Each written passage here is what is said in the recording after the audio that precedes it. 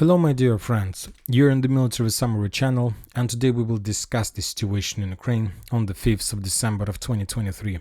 Today we have a lot of very interesting updates, so let's start. And the most important updates are coming from Donetsk and South Donetsk direction. According to the Minister of Defense of Russian Federation, when talking about Donetsk direction, the Ukrainians lost around 270 soldiers and 2 armored vehicles.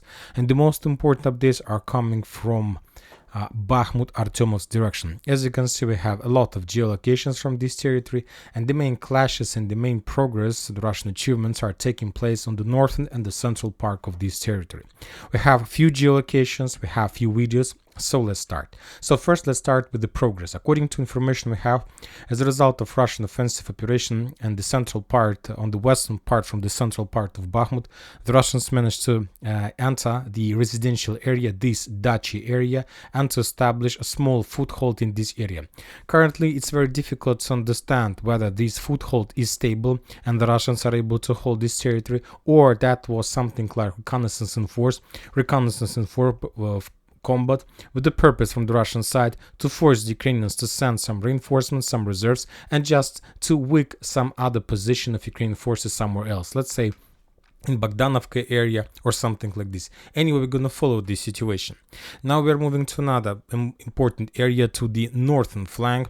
We're going to talk about the square between Grigorovka, Bohdanovka, Dubovo-Vasilievka, Berkhovka, Yagidne, and Khromovo.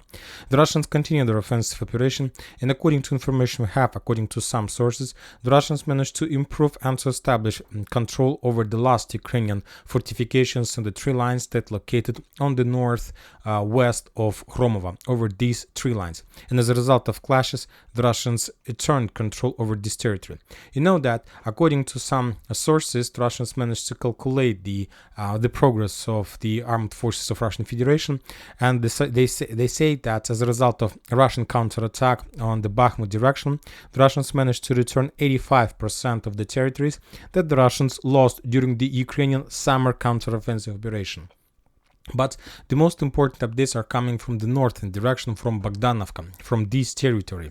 We have 2 geolocations, very important one.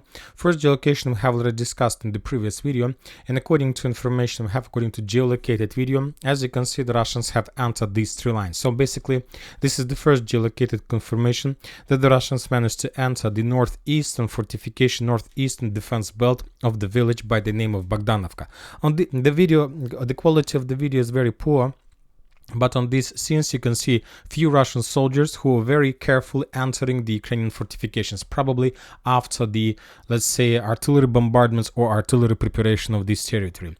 So and we got a few days ago, we have already received reports, that the Russians managed to enter Bohdanovka and even bypass the half of the village. Probably those updates were something like speculation, because for now we just have one update, that the Russians captured the entire 3 line, and the Russians managed to get the edge positions of the village, at least from this direction. But this is not the end of the story. So the Russians need a few times, 3 days probably, to regroup, to prepare themselves before the next offensive operation. The most important updates are coming from the northern direction of Bohdanovka, from this territory.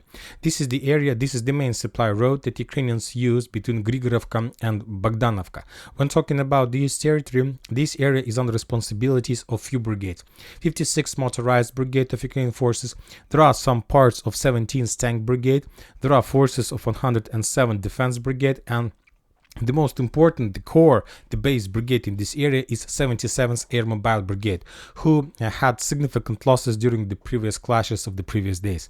So the Russians published another video, how they managed to discover the Ukrainian positions along this 3 line. This video is geolocated, and we can see the exact place where this situation happened. First, the Russians started artillery preparation. They were bombing this territory heavily, and after a few days of bombardments, the Russians launched the ground operation. The Ukrainians first tried to stop the Russians with machine gun, but the Russians managed to discover the Ukrainian positions, and they basically reduced everything till ruins. For now, we don't have like exact geolocation whether the Russians entered these 3 lines or not, but based on these geolocations of bombardments, as I understand, the Russians entered. But the most important part of the video is this small scene, this small photo. On this photo you can see the bombardments of Ukraine fortification, and in the right corner you can see something was damaged and destroyed. Probably this is the Russian armored vehicle or something like this. So according to geolocation, the Russians were bombing this territory, and something from the Russian side was destroyed exactly in this area, so somewhere here. So based on this video we can make a conclusion that as a result of Russian offensive operation, the Russians at least managed to establish control over this territory. So they managed to get as close as possible to the Ukrainian positions, and from this area the Russians were fighting with the Ukrainians, and from this position the Ukrainian machine gun was attacking the Russian offensive forces. So something like this were happening maybe today, maybe yesterday. The footage is very fresh. Another important conclusion that we can make based on this geolocation, and geolocation we watched the previous time, as I understand, these 3 lines that located on the north of Bohdanivka was captured by the Russians as well, because I don't see any possibilities from the Ukrainian side to protect this territory, because from 2 directions the Russians are pushing and have some advances. So as I understand, this territory fell as well, and currently the Russians have something like this under their complete control on the northeast of Bohdanivka. Obviously, the Russians have few plans in this area. They're trying to attack Bohdanivka from 3 directions. The first direction is this one, and the main purpose of attack on the northern part of Bohdanivka is to establish control over this forest, or at least to enter this territory, because from this territory the Russians can control not just Bohdanivka but Chasiv Yar and Grigorovka. The second Russian direction is to enter Bohdanivka itself from the northeast and to get deep as much as possible inside the village, and at least to get the central part. So this is the second Russian plan. Of course, the third Russian direction is continue their movements along the railways and to attack Bohdanivka from the south. So this is the last Russian, let's say, direction of movements, and the main purpose in this attack is to establish control over the 3 lines along the railways. Another important thing that we need to note is the topographical map. We have already discussed the topographical map in the previous video. If you take a look at this map, you're going to see that there are few hills in this area, and the first hill is located in this area, and this is exactly the territory that the Russians are storming right now from the south and from the vicinity of this stronghold by the name of Pitomnik. So the Russians are trying to attack in few directions. I'll remind you that this territory used to be under Wagner control during the battle for Bakhmut in the early 2023. So this is the first hill. The second hill in this area is located on the north of Bohdanivka, and this is the territory that we were discussed at the beginning of this part of the video. So this is the second hill, and if the Russians can capture these 2 hills, then they can be at the same level as Chasiv Yar, and they will be able to establish complete fire and complete visible control over Ivanovsk and Klishchevka. And basically the Ukrainian positions in the south will collapse automatically, because when talking about the southern direction, the Russians also made a lot of attempts to continue developments along this line in direction of the 215.7 hill, and today we got also a lot of geolocated videos how the Russians were bombing the Ukrainian positions exactly on the hill. This is not the real ground operation. We will not watch the video fully because there were a lot of casualties and kills among soldiers, among personnel, but the Russians have already launched artillery preparations, and there are very high chances that in the very near future the Russians will make another attempt to storm this territory as well. So basically, when talking about this territory, to underline, the thing is that the Russians are saying, there is another video in this area, this one, in the vicinity of Chasiv Yar. I have added this video softly, but based on this video, the Russians are saying that the closer they're getting to Chasiv Yar, the worse and worse mental condition they find among the Ukrainian soldiers. And in this video, there is an episode somewhere in the vicinity of Bohdanivka where the Ukrainian soldiers killed himself. Nothing happened with him. He just took a decision to kill himself on the field because, as I understand, he lost any hope in this war, and basically he realized that to kill himself is the better solution for this entire situation, because Zelensky can't start negotiations, and maybe that was the best solution, at least for him. So we can say that the western, the Chasov Yar front line, Bakhmut front line from the Ukrainian side, has almost been collapsed by the Russians. But the only important thing about this attack, once again, the Russians managed to establish control just over the lowlands. And currently, just today, we can say on the 5th of December, they started the clashes and storming operation of the hills. And now, the most important part. Yes, the Russians managed to achieve significant results by taking these positions in the vicinity of Berkhovka water reservoir along the railways, but all those positions were located in the lowland. The most important part started just now. If they can establish control over these two hills like this one, this is the first one and this is the second one, only after this progress we can say that the days of this foothold of the Ukrainian forces are numbered. Now we are moving to the south in direction of Avdiivka, because we also have a lot of very interesting details from this territory. First of all, I would like to share with you some videos from the Ukrainian soldiers.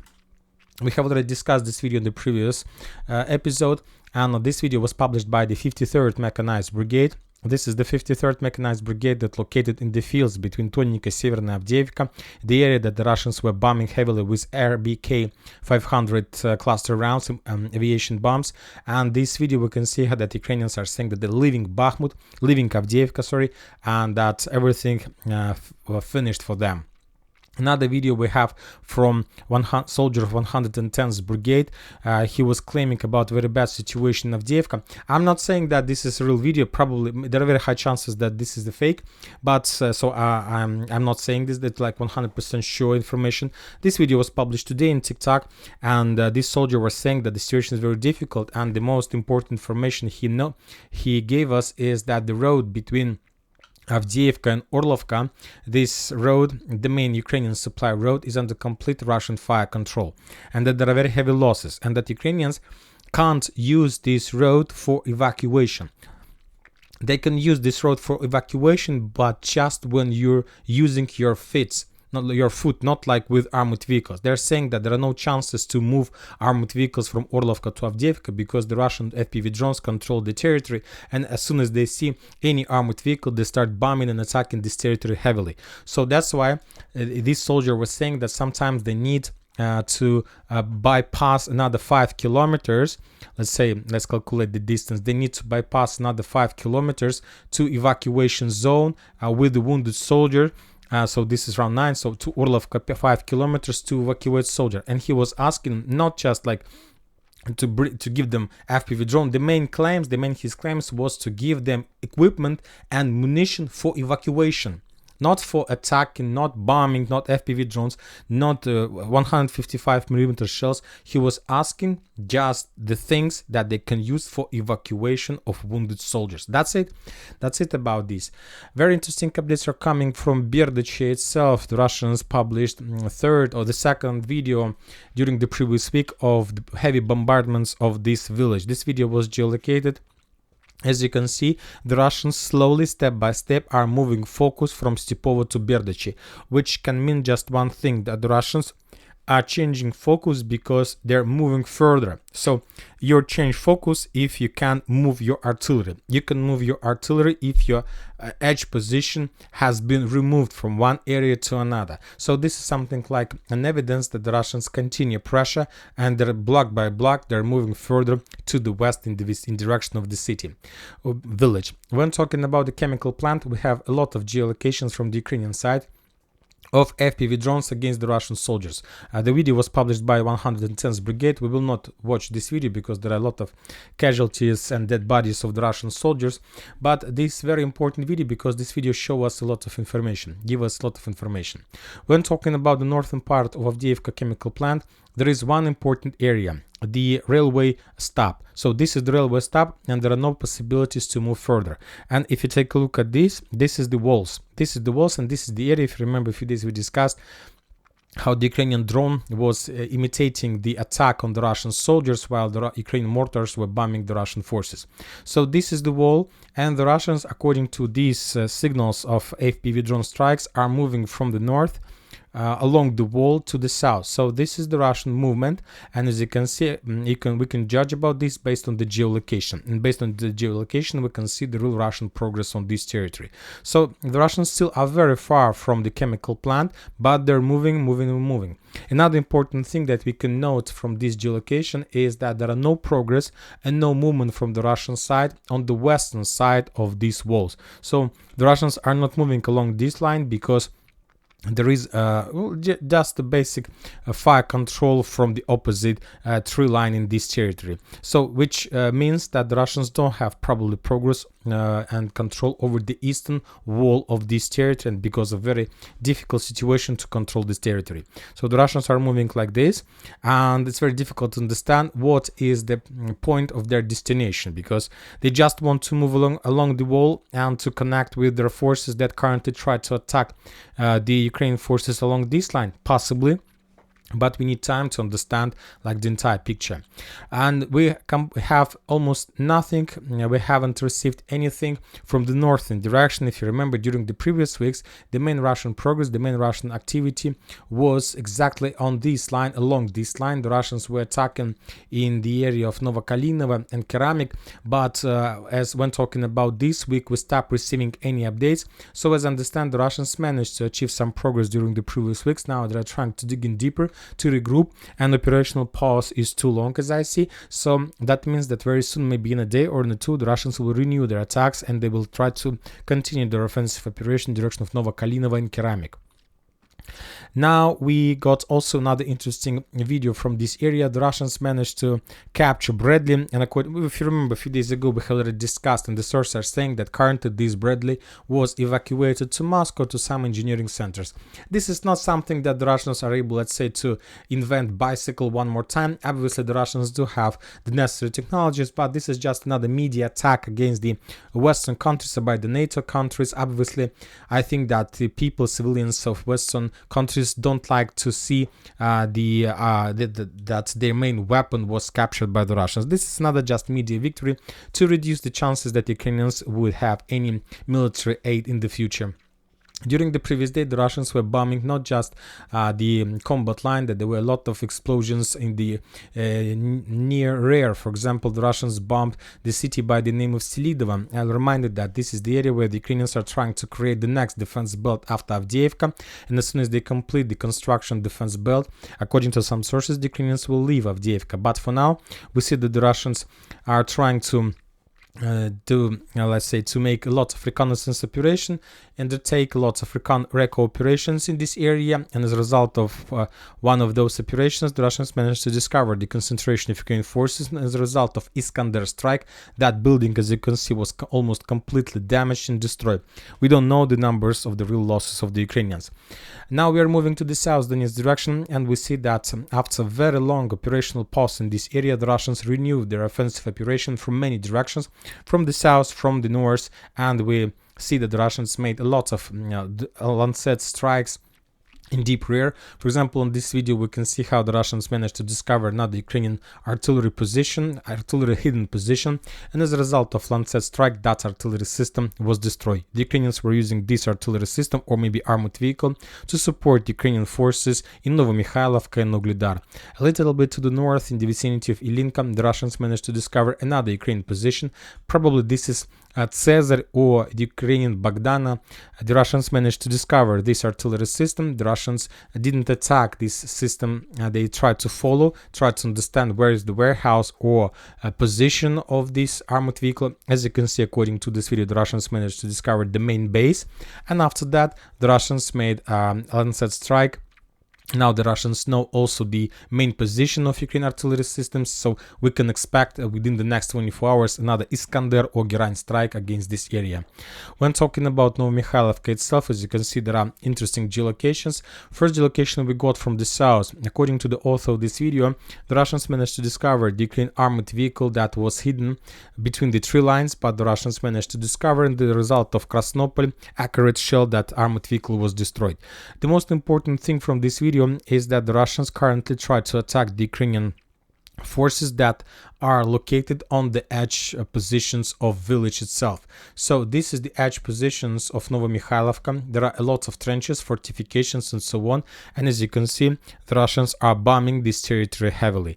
And as I believe this is not the last video from this territory, obviously we're going to see more and more updates from this territory, more and more strikes against the Ukrainian armored vehicles and equipment.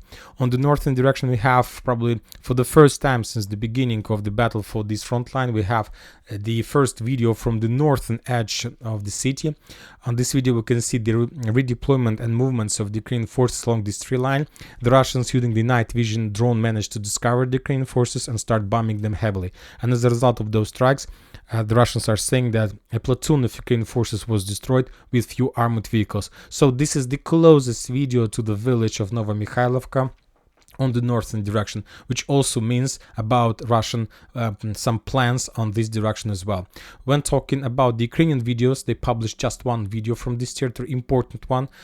During the daylight, the Ukrainians managed to discover the Russian ammo depot, and as a result of FPV drone bombardment, they managed to destroy a very big ammo depot of Russian forces. So the video quality is very good, but you see the drop of the grenade with FPV drone, and later we got the explosion somewhere in the vicinity of Donetsk, and then we can see the video of the ruins of this territory. Almost everything was reduced to ruins. Significant stride from the Ukrainian side. Now we are moving further to the south Donetsk, to Zaporozhye area. According to information we have as a result of clashes on this direction, the Ukrainians lost 50 soldiers and 8 armored vehicles. There were almost no clashes in this area. The only unproved and confirmed geolocation we have is that the Russians managed to improve their positions on the west and northwest of Verbova as a result of counter-offensive operation. But as I understand, the Ukrainians also took a decision to withdraw their positions because they need to save manpower, and it's better for them to fight on more reliable positions. And when talking about Bradley Square and Zaporozhye area, more reliable positions are located in this area. And obviously, as I understand, the Ukrainians sooner or later will be forced to step back from Robotyne as well. Currently, they can't afford this themselves, but as we talk about Bakhmut, the Russians have already renewed and restored position over 85% of territories that they lost during the Ukrainian counterattack. Obviously, the Russians will try to do the same in Zaporozhye area. When talking about Kherson, we also got few updates. We have very interesting video of the Russian Lancet strike against the Ukrainian raider in Kherson direction. And the distance from this strike to the Russian bank of the river of Dnipro is around 50 kilometers, so the distance is very big.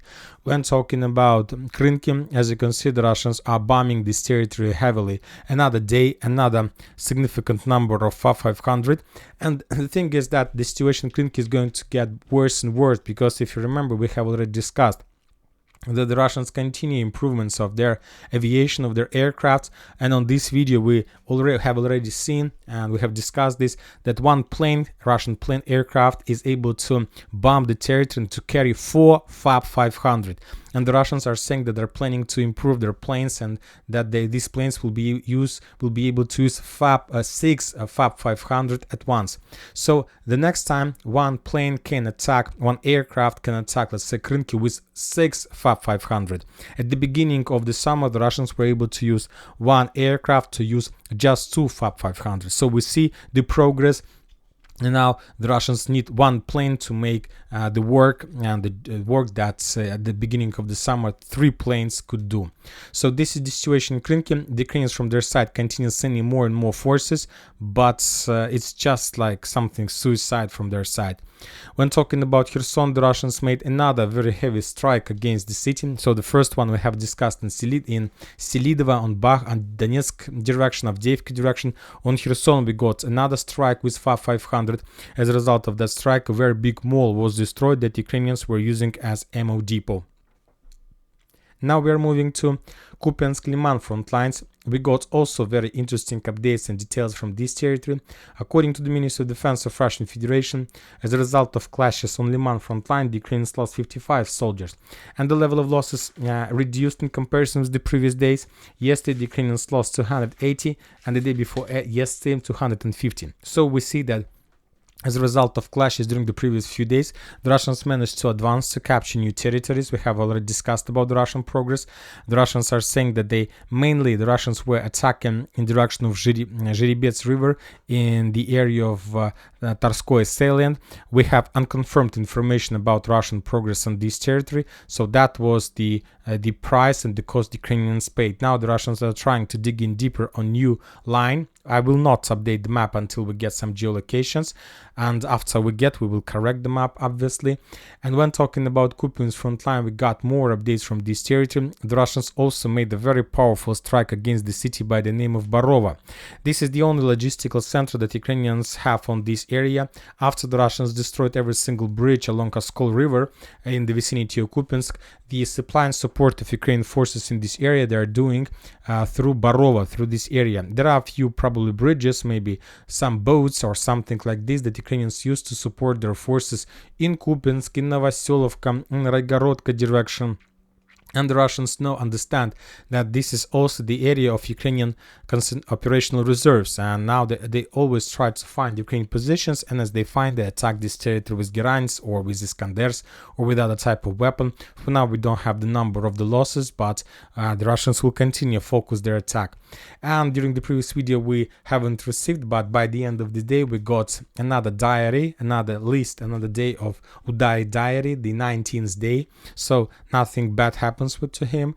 As you can see, according to information we have, the day started with the number of losses of 128 soldiers, and during the 19th of day of clashes, of bombardments of the Ukrainian forces, the Ukrainians lost another almost 10 soldiers. Just let's calculate before at the end of the video. 128, and we have in the end of the video almost 86 plus 135. So 7 soldiers were killed or destroyed or damaged or wounded as a result of 19th day of Udai diary. So we see the situation is very bad. As we discussed in the previous video, Zelensky was planning to make talk with the senators of the United States of America regarding the military aid, but as we know, according to information we have in the CI region, there was a conflict between Republicans and Democrats about the defense of United States border, and they haven't managed to find a solution. The United States parties, as I understand it, will affect the military aid in Ukraine as well. And that's it for today. Military Summary channel reminds to condemn any violence in the world. Thank you for watching. Subscribe to my channel, put your likes, share my Patreon, and have a good day. Bye bye.